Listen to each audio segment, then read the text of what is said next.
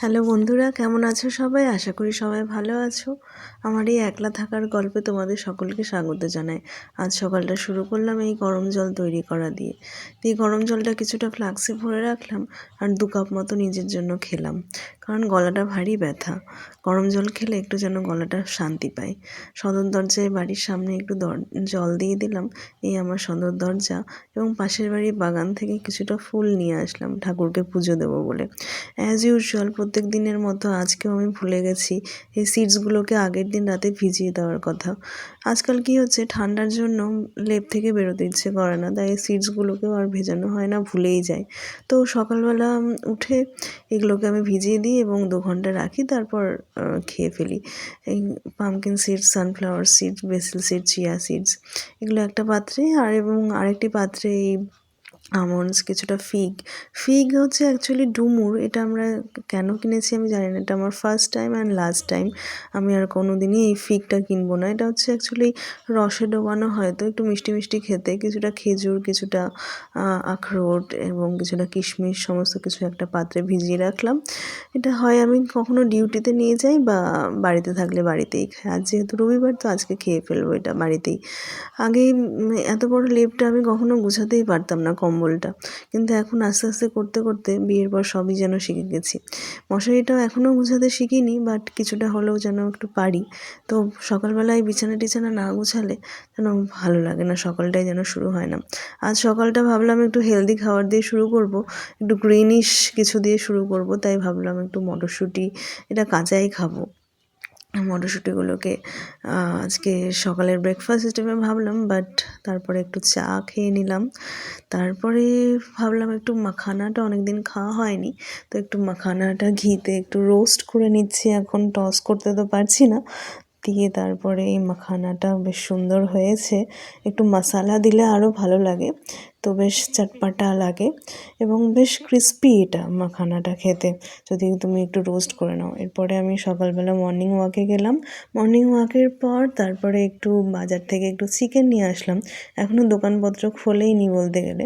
তারপরে একটু সকালের জলখাবার বানিয়ে নিলাম। এটা হচ্ছে ঘুগনি। ঘুগনিটার ভিডিও পরে না হয় কোনো একদিন দেবো, বাট এই সাজানোটা এত সুন্দর হয়েছে, তাই জন্য ভাবলাম যে ঘুগনিটা একটু ভিডিও করেই নিই। দিয়ে সকালবেলা একটু ঘুগনি খেয়ে তারপরে চিকেনটাকে ধুয়ে নিলাম সুন্দর করে। এতে প্রায় 250 গ্রাম মতো চিকেন আছে। এবার লবণটাকে চিকেনের মধ্যে মাখিয়ে নেব, তারপরে একটু হলুদ দিয়ে দেবো। ফার্স্টে লবণটা দিয়ে দিই, দেন একটু হলুদ গুঁড়ো দিয়ে দেবো, দিয়ে 2 ঘন্টা মতো এটা ম্যারিনেশন হবে। এটাকে ঢাকা দিয়ে রেখে দেবো। এর মধ্যে বাকি কাজগুলো একটু সেরে নিই। চিকেনটা বেশ সুন্দর লাগছে। এবার আলুটাকে একটু কেটে নেব, আলুর চোকাটা ছিলে নেব। এটা যেহেতু নতুন আলু, প্রথমে ভেবেছিলাম যে গোটা আলুটাই ভাজবো, তারপর ভাবলাম না থাক, অর্ধেক করে কেটে নেওয়াই বেটার। দিয়ে অর্ধেক করে কেটে নেব। দিয়ে কড়াইটা একটু গরম হয়ে গেছে, এরপরে একটু তেলটা দিয়ে দেব। তেলটা গরম হোক, তার সাথে সাথে কিছুটা আলু কেটে নিই। তেলটা প্রায় গরম হয়ে গেছে, এবার আলুগুলোকে ছেড়ে দিলাম। আলুগুলো হতে থাক, এর মাঝখানে আমি একটু পেঁয়াজ এবং টমেটো কুচিয়ে নেব। তো পেঁয়াজটা মনে হয় একটু কয়েকদিনের পুরনো, তো পেঁয়াজের ভেতর ভীষণ কিছু কিছু গাছ মতো হয়ে গেছে। তো ঠিক আছে, পেঁয়াজটা সুন্দর করে একটু কুচিয়ে নিই তাড়াতাড়ি করে, এবং তার সাথে সাথে এই আলুটাও বেশ ভাজা হয়ে গেছে। আলুটা তুলে নেব, পেঁয়াজটাও কুচনো হয়ে গেছে ছোট ছোট করে। একটু আদাটাকে ভাবলাম একটু গ্রেট করে নিই। আদাটাকে আর মিক্সিতে বাটবো না, একটু গ্রেটেড আদা দিয়ে দেবো। তো লঙ্কাটার একটু বোঁটাটা প্রথমে ছাড়িয়ে নিচ্ছি। এবার লঙ্কাটাকেও একটু সরু সরু করে কুচিয়ে নেব। এবার তেলে পেঁয়াজ, আদা এবং লঙ্কাটা প্রথমে ভেজে নেব।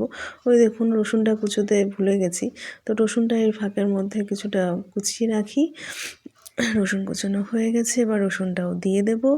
এবার এরপরে একটু টমেটোটাও কুচিয়ে নিই, বেশ ভালো লাগে টমেটো দিলে, রান্নার স্বাদটা আরও সুন্দর লাগে।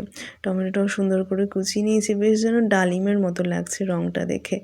এই কুচনো টমেটোগুলো এর মধ্যে দিয়ে দেবো আস্তে আস্তে, এবং হালকা আছে এগুলোকে সমস্ত কিছুকে ভেজে নেব। প্রায় বেশ ভাজা ভাজা হয়ে গেছে। এরপরে ভাবলাম একটু অন্য মশলাও দিয়ে দিই। একটু জিরে দিলাম, একটু কালো জিরে, একটু লবঙ্গ, একটু দারচিনি, একটু কালো জিরে দিয়ে দিলাম। এবং একটু গোলমরিচ দিয়ে দিলাম। এগুলোর সাথে একটু তেলে ভাজা একটু রসুনটাও পেস্ট করে নেবো একসাথে, দিয়ে সমস্ত কিছুকে একসাথে পেস্ট করে সেই পেস্টটা দিয়ে দিলাম কড়াইতে এবং সব কিছুকে একসাথে ভাজতে শুরু করলাম।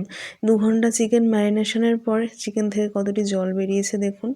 এবার এই জল ছাড়া চিকেনগুলো এই মশলার মধ্যে দিয়ে দেবো, দিয়ে এগুলোকেও হালকা আঁচে অনেকক্ষণ ধরে ভাজতে হবে যতক্ষণ না জল বেরিয়ে যায়। আগে তো আমি চালটা আগেই ভিজিয়ে রাখতাম, কিন্তু আজকে রবিবার প্রচুর কাজ এবং প্রচুর খাওয়া দাওয়ার জন্য আমি চালটা ভিজাতে ভুলে গেছি। যাই হোক, এবার ভাতটা বসিয়ে নেব, চালটা হতে থাক, ফুটতে থাক। এর মাঝখানে চিকেনটা প্রায় আধা আধা হয়ে গেছে, আর একটু হবে, ভাতও হয়ে গেল বলতে প্রায়। এবার ভাতের জলটা এবার ঝরিয়ে নেব। ভাতের জলটা এবার ঝরিয়ে নেওয়ার পর তারপরে একটু বাড়ির কাজও আছে, বাড়ির কাজগুলোও করতে হবে। একটু ঘরটা মুছে নিই, ঘরটা মোছা হয়ে গেল। এরপরে চিকেনটাও আমার প্রায় হয়ে গেল। কি সুন্দর চিকেনটা হয়েছে দেখুন। আমার একটু গ্রেভি গ্রেভি ভালো লাগে, ঝোলটা বেশ ভালো লাগে না। এরপরে আমি খাওয়া দাওয়ার পালা, ফুলকপি আলুর তরকারি অ্যান্ড চিকেন অ্যান্ড রাইস, রবিবারের দুপুরের মেনু আমার। শেষ পাতে একটু মিষ্টি না হলে কেমন হয়, তো একটু মিষ্টিও খেয়ে নিলাম। আপনারা জানান আপনাদের এই ভিডিওটি কেমন লাগলো। আশা করি সবাই ভালো আছেন। থ্যাংক ইউ সবাইকে দেখার জন্য। টাটা।